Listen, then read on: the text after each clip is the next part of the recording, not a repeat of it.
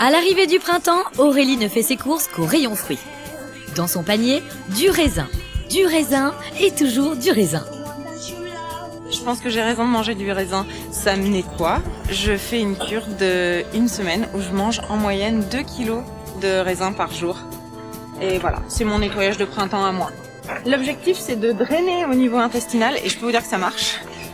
Au menu cette semaine pour Aurélie, du raisin, du bouillon de légumes et rien d'autre. Comme beaucoup de femmes, elle a cédé à la mode de la détox. En clair, elle est persuadée que notre corps aurait besoin d'être nettoyé des toxines accumulées au cours de l'hiver. En hiver, j'ai été malade, j'ai pris des médicaments, j'ai mangé raclette, tartiflette, les fêtes sont passées par là. Mon raisin me permet d'éliminer tout ça, de me détoxifier d'un hiver encrassé. Des toxines qui encrasseraient, les raclettes et les tartiflettes qui pollueraient encore notre organisme 2 mois après. Devons-nous vraiment laver notre corps des toxines de l'hiver ? Pour le savoir, nous avons emmené Aurélie à l'Institut national de recherche agronomique. Première surprise, ces fameuses toxines, nous n'avons aucune raison d'en avoir peur. Les toxines, c'est des molécules qui nous sont étrangères et qu'on ne tolère donc pas. C'est quelque chose de très banal parce que le fait de manger, le fait de vivre, le fait de respirer vous expose à des toxines et de ce fait, nous avons tout ce qu'il faut dans les organes pour nous défendre. Ah bon ? Que deviennent ces toxines quand nous les avons avalées ? Pour le savoir, regardez cette expérience étonnante. Les scientifiques donnent à un rat de l'eau contenant une toxine. 1 heure après, ils recueillent son urine et grâce à cet appareil, ils en identifient la composition qui apparaît sous la forme d'un graphique. Voici la courbe correspondant à la toxine que le rat a bu. Et regardez maintenant celle qui représente l'urine qu'il a éliminée. Les graphiques sont presque identiques. Le rat a donc éliminé la quasi-totalité de la toxine dans son urine. Un mécanisme d'élimination qui prend 24 heures chez le rat. Chez l'homme, il faut 72 heures pour que les toxines disparaissent complètement. Notre corps possède un système d'élimination très efficace. Les toxines passent dans le foie, où elles sont détruites par l'action des enzymes, ici en bleu, et de la bile. Elles sont ensuite filtrées dans les reins et rejetées par les urines.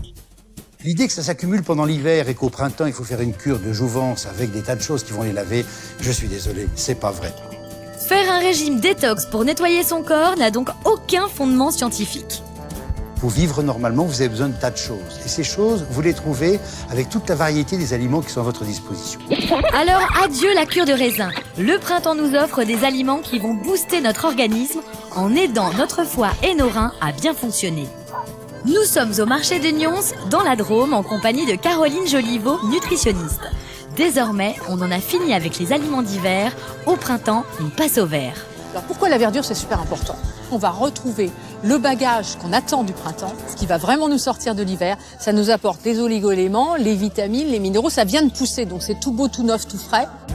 Et voici les premiers produits à mettre dans son panier. On a pissenlit, artichaut pour aider le foie. Artichaut et feuilles de pissenlit favorisent la sécrétion de la bile, le suc digestif produit par le foie qui dissout les toxines et les graisses.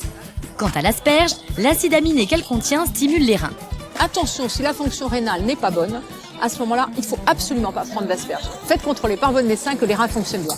Autre star du printemps, les épinards. Très riches en fibres, ils stimulent le transit intestinal et contiennent aussi beaucoup de vitamine C qui favorise le travail des enzymes antitoxines. On trouve cette vitamine C dans les fruits, comme les kiwis ou les fraises, sans oublier le citron. Le petit jus de citron le matin au réveil si vous pouvez, ça c'est formidable pour mettre en route la digestion et surtout pour drainer justement au niveau du foie. Avec un panier printanier aussi appétissant, Dounia Silem, animatrice en cuisine diététique, va nous préparer des assiettes spéciales pour stimuler l'action de nos organes nettoyeurs, foie, intestin et reins. On commence avec une entrée spéciale foie, avec des radis coupés en fines lamelles. Leur goût piquant vient de leur teneur en soufre qui stimule la digestion et aide notre foie dans son travail de nettoyage. Quant à l'artichaut, on le consomme de préférence cru. Une fois cuit, il est légèrement moins digeste, on va dire. Donc c'est toujours cru que l'aliment de toute façon a ses meilleures vertus. Et pour relever votre assiette spéciale foie, n'oubliez pas les fans de radis, car elles se mangent aussi. Elles apporteront un petit goût poivré et plein de vitamines. Et on enchaîne avec le plat spécial rein. comment se faire du bien pour les reins? On va travailler le poireau, le pissenlit et les asperges. Pour booster nos reins, des feuilles de pissenlit crues. Les poireaux et les asperges, eux, seront cuits à la vapeur. Cuisson vapeur douce, je précise. Tout ça pour conserver bien sûr minéraux, vitamines et avoir des fibres qui vont être cuites mais toujours très tendres. Voici maintenant un plat spécial intestin, à base d'épinards, fenouil et carottes. Le tout accompagné d'une herbe précieuse, le romarin. Oh là là, ça sent drôlement bon, ça a parfumé toute la pièce. Le romarin contient en fait ce qu'on appelle des acides phénols qui favorisent bien sûr toute l'action digestive. Et voilà pour un menu de printemps bon pour notre corps. Mais cela ne doit pas nous dispenser de la célèbre promenade digestive. Les scientifiques ont montré qu'1 heure de marche par jour suffit à conserver votre capital santé, tant au niveau physique que moral. Et puis le printemps est aussi l'occasion de découvrir dans la nature les bienfaiteurs que nous retrouverons dans notre assiette. Oh, j'ai du romarin. Ça sent le printemps, ça. Le printemps est donc la saison idéale pour réveiller son corps et son appétit.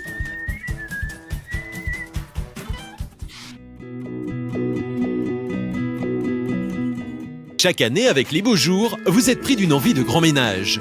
Eh bien, vous allez voir que le grand nettoyage de printemps, c'est toute une science. La poussière, c'est notre affaire.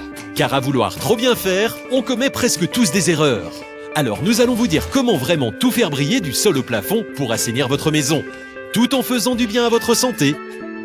La poussière, c'est notre première préoccupation. Comment l'éliminer? Vous allez voir qu'on ne s'y prend pas bien.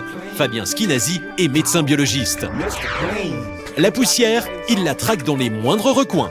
Dans une maison qui a l'air propre, il y a toujours de la poussière. Sur cette lampe, toute la poussière qu'il y a. La poussière se cache dans des endroits insoupçonnables. Regardez, munis d'une caméra microscope, nous sommes allés voir ce qui se cachait sur un radiateur. Et entre les touches de ce clavier d'ordinateur. Des endroits inaccessibles qui sont de vrais nids à poussière. C'est grave, docteur? Dans cette poussière, nous avons des fragments de peau, des poils d'animaux, et notamment de chats. Il y a un chat dans cette maison. Il y a des milliers de bactéries et de champignons microscopiques. Et cette poussière, quand on la respire, elle peut provoquer de la toux, une gêne respiratoire. Et surtout pour des personnes allergiques ou asthmatiques, cette poussière peut être très gênante pour leur système respiratoire. Alors, comment venir à bout de cette poussière? Vous allez voir qu'avec notre expert de la propreté, le ménage, ça ne rigole pas. Mademoiselle, arrêtez ça tout de suite, ça ne sert à rien. Vous ne faites que déplacer de la poussière. Avec votre balai, il y a un tiers des poussières qui sont devant, un tiers derrière et un tiers qui volent. Donc ça ne sert pas à grand-chose que vous faites. Balayer ne sert presque à rien. Pour comprendre cela, direction le laboratoire d'hygiène de la ville de Paris pour comparer l'efficacité entre un balai et une serpillière.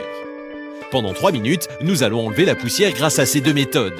Puis mesurer le taux de particules dans l'air, c'est-à-dire la concentration de poussière, grâce à cet appareil. Avec la serpillière, on relève 17 microgrammes de poussière par mètre cube. Avec le balai, 3064 microgrammes, soit 180 fois plus. Le balayage à sec est beaucoup plus dangereux puisqu'il remet beaucoup de bactéries et de poussière dans l'air, alors que le balayage humide plaque les poussières et les bactéries au sol. Alors, adieu balai et bonjour serpillière. Et troquez aussi votre plumeau contre un chiffon humide ou en microfibre pour attirer les poussières. Si vous utilisez un aspirateur, n'oubliez pas d'aérer la pièce et d'en changer régulièrement le filtre. Un filtre encrassé multiplie par 5 le nombre d'allergènes présents dans l'air. Ouvrez donc grand vos fenêtres. Un geste qui permet aussi d'éliminer les acariens, ces cousins microscopiques des araignées qui prolifèrent dans l'air humide et confiné de nos maisons. Enfin, attention à vos produits ménagers. Pour qu'ils soient efficaces, n'ayez pas la main lourde. Attention Caroline, il ne faut pas surdoser le produit, car vous n'allez pas mieux nettoyer en mettant plus de produits, et en plus vous allez laisser des résidus sur le sol qui peuvent être toxiques. Savez-vous qu'il existe 2 grands types de produits pour nettoyer votre intérieur? Les nettoyants ou détergents fabriqués à base de savon, et les désinfectants ou antibactériens à base d'eau de javel qui détruisent les bactéries. Vous allez voir qu'on ne sait pas bien les utiliser. Que faites-vous là? Je désinfecte avec une lingette antibactérienne. Ah, on ne peut pas désinfecter tant que la surface n'est pas propre, car votre désinfectant va être neutralisé par les souillures. Pour vérifier cela, retour au laboratoire pour une expérience. Le carreau de gauche est nettoyé avec un désinfectant de type eau de Javel. Celui de droite avec un produit nettoyant. Grâce à cette gélose, on prélève les bactéries présentes sur le sol. Les boîtes sont ensuite placées dans une étuve à 37 degrés afin que les bactéries se développent. Voici les résultats 24 heures après. Sur le sol, il y avait au départ 59 bactéries. Après le désinfectant, il en reste 34. Après le nettoyant, il n'en reste plus que 20. Dans ce test, le nettoyant est donc plus efficace que le désinfectant contre les bactéries. En pratique courante, un simple nettoyage est suffisant puisqu'on réduit de 66% la contamination en bactéries. En revanche, lorsqu'il y a une personne malade à la maison et qu'il peut y avoir des bactéries pathogènes sur la surface, l'utilisation d'un désinfectant après le nettoyage permet d'obtenir 97% de réduction de la contamination. On récapitule. La méthode idéale, c'est donc de bien nettoyer pour enlever les salissures et seulement après de désinfecter. Dernière astuce, quand vous passez l'éponge, ne faites pas de mouvements circulaires. Cela ne fait qu'éparpiller les bactéries. Faites des mouvements bien parallèles. Le ménage, c'est tout un art. Le grand nettoyage de printemps, c'est donc bon pour la santé, mais c'est aussi bon pour le moral. Patrick Estrade, psychologue, nous le confirme. Quand on agit sur l'intérieur de la maison, c'est un petit peu comme si on travaille sur l'intérieur de soi. C'est pour ça que c'est intéressant, l'ordre. Et pour mettre de l'ordre, il faut apprendre à jeter. Patrick va expliquer à Manon comment trier ses nombreuses peluches. Alors tu vois, ce qu'il faut, c'est que tu penses à tes peluches en termes d'amour. Est-ce que je l'aime beaucoup? Est-ce que je l'aime moyen? Ou est-ce que je l'aime plus beaucoup? Je garde. D'accord. Je garde pas. Garde pas, Snoopy. Ce n'est pas évident de se débarrasser des objets, non, parce que nous avons une relation à l'objet, une relation affective. La plus grande violence, c'est quand les parents se débarrassent des objets pendant que l'enfant n'est pas là, ou il est à l'école, etc. Donc quand le parent dit attention, si tu mets pas d'ordre, je vais jeter, et qu'en effet il jette, je pense qu'il peut y avoir là d'assez gros traumatismes. Triez donc les jouets avec votre enfant. S'il n'arrive pas à se séparer de certains objets, pensez à les donner ou bien à les vendre. Voilà une maison bien rangée et bien propre. Vous voyez, le ménage de printemps, ça n'est pas si compliqué. À condition de n'oublier personne.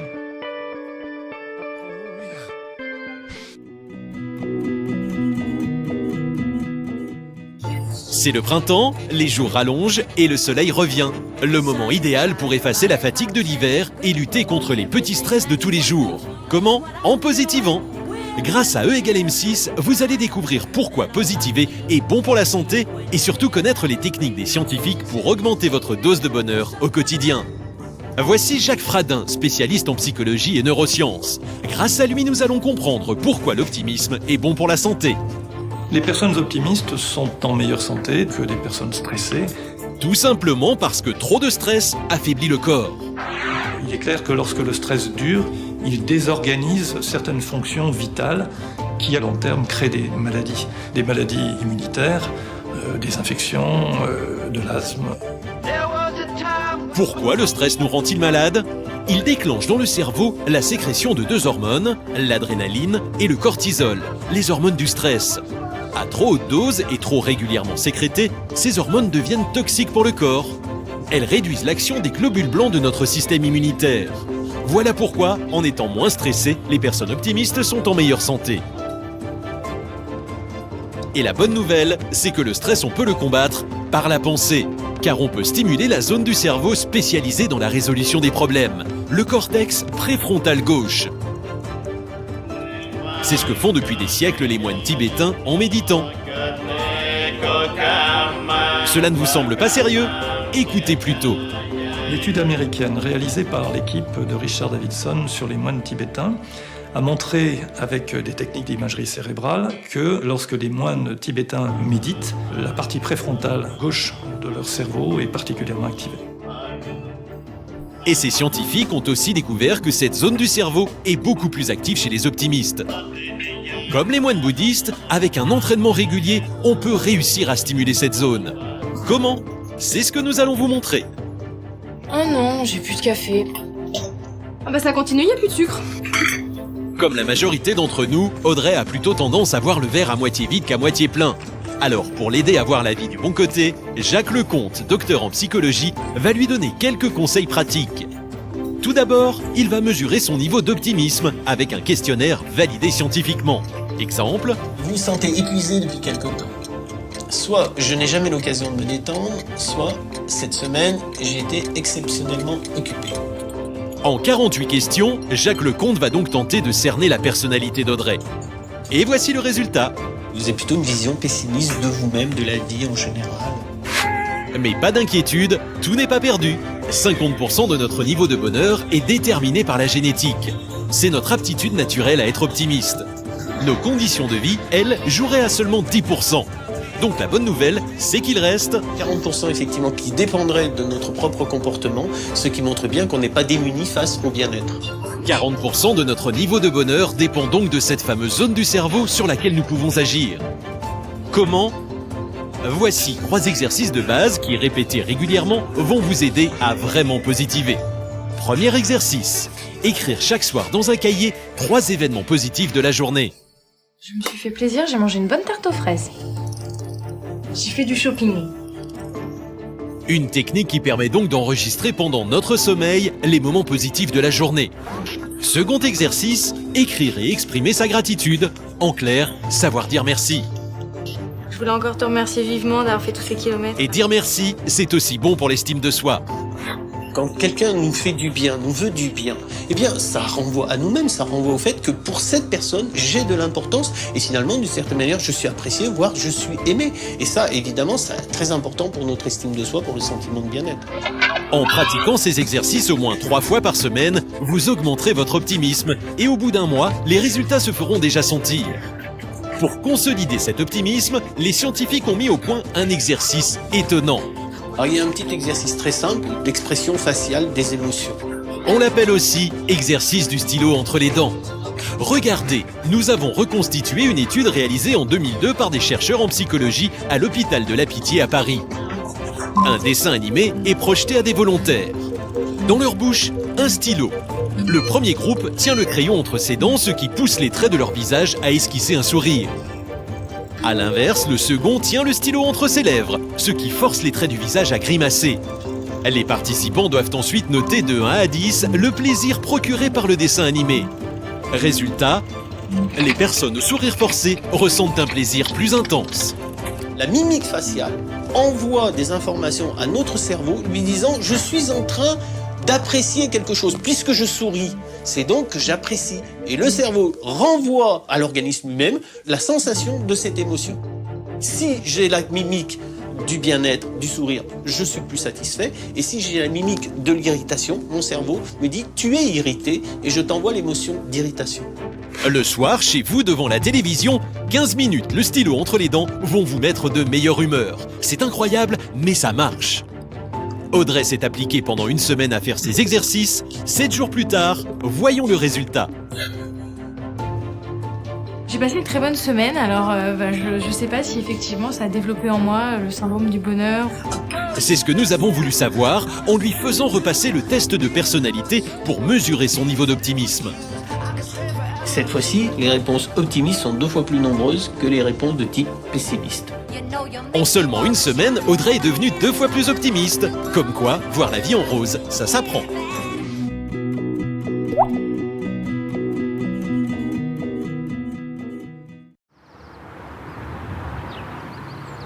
Tu mets ton bonnet parce qu'il fait super froid dehors. Oui.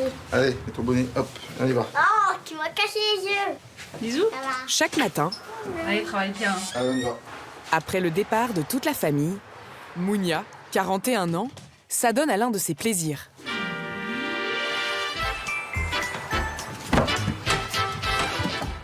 Le ménage.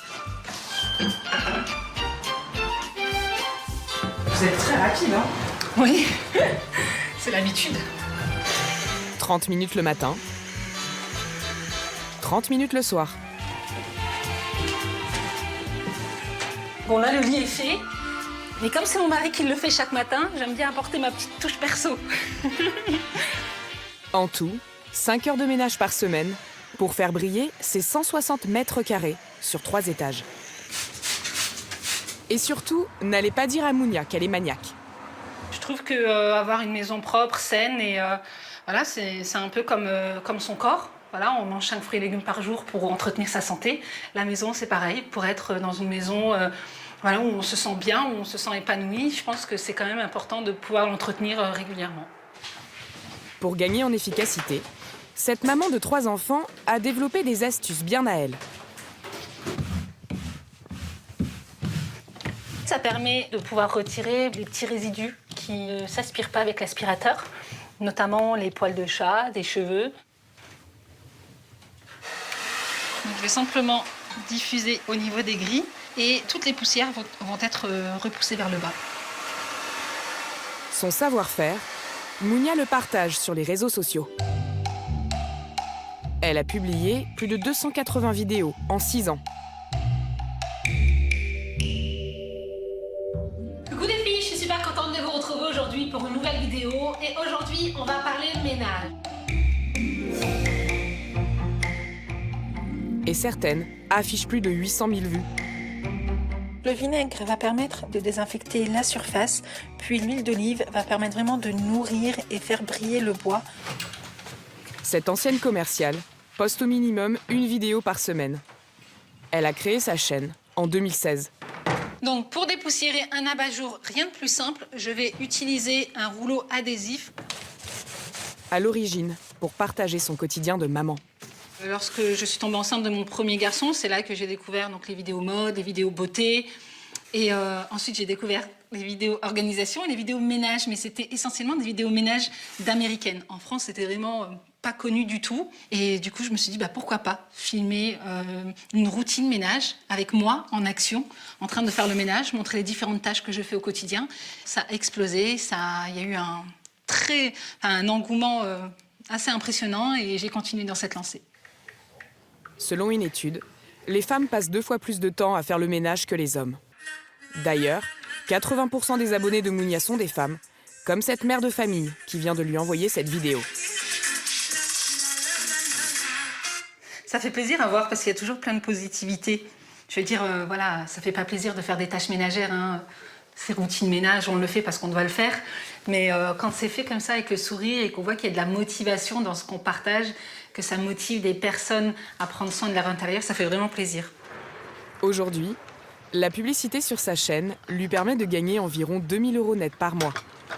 Un salaire auquel peuvent s'ajouter des partenariats rémunérés avec des marques pour qu'elle teste certains produits ménagers. Ces dernières années, les maniaques de la propreté ont envahi les réseaux sociaux. Le phénomène, qui a démarré aux États-Unis et en Angleterre, a même ses stars. Comme la Britannique Mrs. Inch et ses 4 millions de followers. Des conseils nettoyage, mais aussi de plus en plus d'astuces, de rangement et d'organisation de la maison. Une tentation de l'ordre qui fait mouche, notamment chez les victimes de la surconsommation.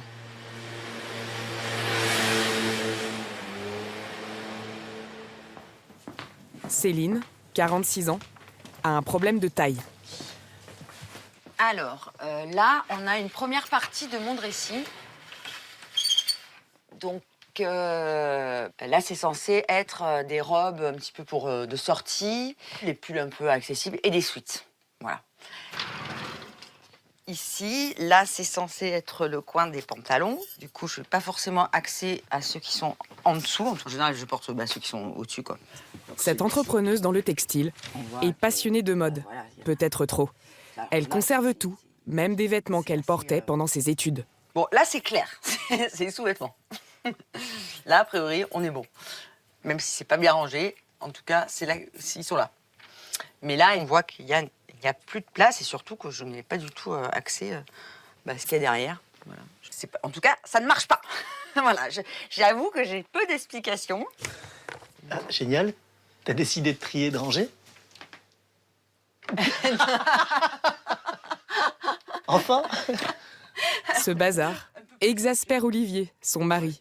Un exemple de l'énervement matinal, c'est par exemple quand j'essaie d'accéder à ma partie et que la porte en fait ne coulisse plus, elle bloque parce qu'il y a des affaires de Céline qui sortent des boîtes ou des étagères, enfin qui tombent et qui bloquent les portes. Ça crée des disputes de temps en temps, c'est difficile à vivre parce que c'est un espèce de bruit de fond qui vous énerve tout le temps à se dire si j'avais un tout petit peu plus de place pour moi, je pourrais mettre ça, ou si on rangeait un tout petit peu plus cet appartement, mais ça dépend pas de moi parce que c'est pas mes affaires, ce serait bien. Oui, ça paraît simple comme ça de se dire t'as qu'à trier, t'as qu'à ranger. Pour bon nombre de choses, j'ai de la méthode, je sais faire. Et là, je pense que je n'ai pas la méthode. Voilà. Pour régler son problème, Bonjour Céline. Bonjour Christine, vous allez bien? Céline s'est offert les services d'une coach en rangement. On va voir. Mais non, ça va aller. Ça va très bien se passer. Une professionnelle de l'organisation des placards et du tri qui va l'aider à éliminer. Ok, génial. Merci beaucoup, Céline. Donc ça, c'est mon petit travail. Donc on va commencer comme ça. Alors oui, ça peut paraître un petit peu violent, mais tout va bien se passer. Pour faire un tri efficace, il faut absolument tout sortir de ces placards.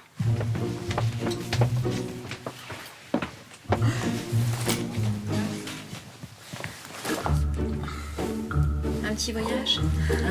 Allez, courage. La méthode de la coach, demander à Céline de passer au crible chacun de ses vêtements. Alors ça, depuis qu'elle est cassée, j'ai jamais fait réparer. Attends, non, je la ferai pas réparer. Je le sais, j'ai pas le temps. J'aimais bien quand même. Mais non, mais je pense à garder en fait. Il faut vraiment que ça soit très instinctif. Ça, c'est clair. Ça, c'est non. Allez hop, ça on peut. Voilà, donc lui, il va poursuivre son chemin ailleurs. Vous n'êtes pas obligé de le faire tout, mais c'est pas mal dans votre tête de dire merci, tu m'as bien servi. Bien servi et puis beaucoup de soirées. Ah, donc bon souvenir. Super. Bon, alors on lui dit au revoir. Ça, j'aime bien. Vous aimez bien? Oui. Vous adorez? Ça fait partie de mes loups décontractés que j'aime bien. D'accord. Et vous vous sentez jolie et en confiance quand vous le portez? Je me sens à l'aise. Ok, c'était pas ma question. Mon corps se sent bien quand il le porte. Et ça ne s'explique pas. Voilà. C'est quelque chose. Il se sent bien. Je dois poser ces questions pour à chaque fois les rattraper et les challenger parce que le tri, ça reste quand même quelque chose de très contre-intuitif. Toutes ces questions qu'on peut se poser, c'est un cadeau, je l'ai acheté très cher, je peux pas m'en séparer, ça me va pas, c'est trop petit, mais je vais maigrir et je vais le remettre. Enfin, tous ces freins, en fait, que notre cerveau nous met lorsqu'on est en phase de tri. Après plus de 3 heures, Céline a rempli 10 sacs de 50 litres. Une partie sera donnée à des associations et une autre partira au recyclage. Donc là, en fait, on a gardé le must, la crème de la crème. Donc maintenant, ça va être assez sympa. Cerise sur le gâteau, maintenant, on va ranger. Voilà, il faut que j'ai Christine Tessier dispense aussi ses conseils pour ranger les vêtements. Comme d'utiliser 2 cintres pour suspendre les robes longues. Hop. Voilà. Ou encore de plier à la verticale les pantalons et les t-shirts. On plie 2 fois, comme pour les jeans. D'accord? On fait un premier pli, on ne roule pas, un pli, et un deuxième pli. Typiquement, on utilise, les 3 premiers t-shirts de la pile. Jamais... Alors, si on a la velléité de prendre celui qui est juste en dessous, déjà, il est froissé, la pile s'effondre, et voilà, il faut de nouveau refaire la pile. Donc voilà, alors que là, on prend le t-shirt qu'on a envie de mettre, voilà, on replace les t-shirts, on voit tout ce qu'on a. C'est chouette, franchement, c'est chouette. C'est très, très chouette.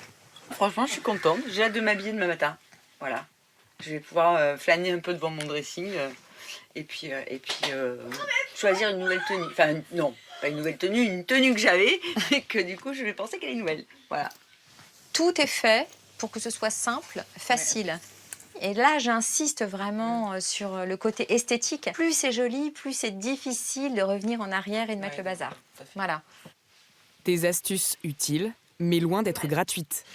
Pour ce coaching de 5 heures, Christine Tessier facture 350 €. C'est fini? Oui, c'est fini. Bravo. Oui, bravo. Elle applique la méthode de la papesse mondiale du rangement. Hello, I'm Marie Kondo. Marie Kondo, une japonaise, star d'une émission de télé-réalité sur l'organisation de la maison. Elle s'est fait connaître grâce à un best-seller traduit en 35 langues et vendu à plus de 6 millions d'exemplaires. Sa méthode est devenue une marque déposée qu'elle enseigne. Christine Tessier fait partie des 21 Françaises à avoir suivi la formation, facturée 1 800 €. Un investissement que cette styliste de magazine déco de 54 ans ne regrette pas. Grâce au label Marie Kondo, Christine Tessier affirme gagner 3 000 € par mois. Elle dit n'avoir aucun mal à trouver des clients, même à 70 € de l'heure. J'ai toutes les catégories socio-professionnelles. J'ai aussi bien des retraités de la Poste, des aides-soignantes, des étudiants. Ils sont submergés, ils ne s'en sortent pas. Et bon, pour eux, on va dire, c'est presque, même en dehors du bien-être, c'est presque une question de survie. Hein, donc, il faut faire quelque chose. Donc, ils sont prêts à dépenser cette somme-là. Et en ramenant les choses à des biens de consommation, ça représente quoi? Le prix d'un canapé, quoi. Coach en rangement. Un nouveau métier plutôt bien rémunéré qui attire. En France, leur nombre a doublé en 1 an. Les pantalons chauds, on les a mis. Pour Sandra Fradin, au début, l'ordre, c'était juste un hobby. Serviettes. Alors, les t-shirts, on les a pas pris, donc il en faut combien? 5. Manche longue, tu choisis ce que tu veux. Ok. Toute sa famille a pris le pli. 2, 4. Moi, je trouve que c'est bien parce que là, tu vois tous les dessins. Ça me permet de voir celui que je veux sans tout déplier. Voilà. Et ça t'aime bien? Ouais. Parce que si je déplie tout, après je mets tout par terre et je range pas. Chez Sandra Fradin, tous les tiroirs ont subi le même régime. Donc là, voilà, on a mis le matériel de bureau. Et comme ça, toute la famille sait où sont les agrafes. Et on ne dit plus « Maman, où sont les agrafes ?» Voilà, ça, je le range là. L'organisation de la maison n'a pourtant pas toujours été une évidence. Avec mes 2 petits en bas âge et des jouets partout, du linge partout, des panières qui débordaient, ça a été très compliqué à un moment donné. Moi, je suis une bordélique reconvertie. C'est pour ça que j'ai fait tout ce cheminement moi-même pendant plusieurs années. Et à un moment donné, j'ai su que ce métier existait et avec des vraies méthodes, des vrais concepts. Et je me suis dit, mais c'est évident que je veux faire ça, je veux aider d'autres comme moi, j'ai pu le faire chez moi. Allez. Sandra Fradin était institutrice à temps plein. En 2019, elle se forme auprès d'une coach expérimentée et se met à temps partiel pour démarrer sa propre entreprise de rangement. Bonjour Julie. Où est-ce que je peux poser les pièces? Sa cliente du jour, c'est Julie, 41 ans, qui veut mettre de l'ordre dans sa mezzanine. Donc il y a quand même une grosse partie de tri à faire. Ouais, du tri et puis essayer de voir si ce qui est par terre pourrait finalement re-rentrer. Ce serait un peu l'idée de désencombrer le passage, quoi. Oui. Alors. Cette institutrice, maman de 3 enfants, a prévu 2 sessions pour 400 €. Selon elle, le prix à payer pour passer à l'action. Est-ce que j'en enlèverai pas 2? Allez, j'en enlève 1. Ce que j'attends de Sandra, c'est peut-être de me donner l'énergie, d'être plus efficace en fait et peut-être d'aller plus jusqu'au bout. C'est comme quand on va dans un cours de sport, et si le prof nous regarde, on va faire les abdos jusqu'au bout. Et là, je me dis que j'espère réussir à plus finaliser, plus terminer le chantier. Pour réorganiser les étagères, Sandra Fradin fait comme chez elle. Oui. Les affaires de ses enfants. Voilà. Un tiroir par enfant. Ça, c'est bien Noël, hein? Ouais. Ça va dépasser, tant pis. Tu m'avais mis ça avec tes chaussures. Non, ça va pas. Ça, c'est une chevillère. Ça fait un peu le tiroir médical. Ouais. On essaye et jusqu'à ce que ça devienne automatique. Cette chose va là et je ne réfléchis plus, je suis en pilote automatique. Je sais que mes casquettes sont là. Alors voilà le bilan, qu'est-ce que t'en penses? Ah ouais, non mais super, tu te rends compte, j'en avais de partout dans le passage, j'en avais jusque là et... Non, vraiment, je suis contente, on a vidé. La maison trop pleine. Les casseroles, c'est peut-être même plutôt déchetterie. Ouais. Sandra Fradin compte aujourd'hui 4 à 5 clients par mois et gagne environ 1 500 € net. Elle espère devenir coach à plein temps dès cet été. D'autant que depuis quelques mois, une nouvelle clientèle fait appel à ses services. Les retraités. On s'était dit, le placard de l'entrée. Vous croyez Alors, qu'est-ce que vous voulez? Parce qu'on aurait pu finir cette espèce-là. C'est un grand bazar, là. Eh ben, on commence par ça. Martine a 83 ans. Célibataire et sans enfant, elle va bientôt déménager dans une résidence pour seniors. Son appartement sera 2 fois plus petit. Ils nous ont dit, nous, on est bon pour la 4e.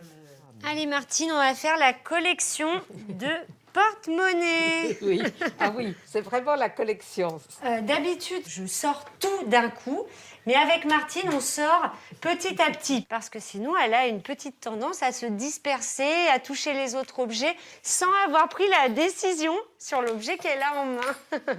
Donc, des fois, je la booste. Hein. Alors, on fait quoi avec ça? Martine a 2 mois pour trier cet appartement qu'elle occupe depuis 50 ans. Là, vous êtes sur la photo? Oui, là. Ah! Là, moi, avec mes cheveux raides, toutes mes sœurs, elles ont des belles boucles et tout. Voilà, et ma sœur Clairette. Mais c'est marrant. Quand on partait à l'école, c'est moi qui lui faisais ses nattes.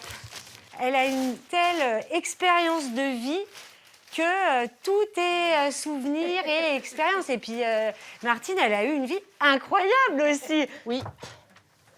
Au total, Sandra Fradin a prévu 10 séances pour 1 800 €.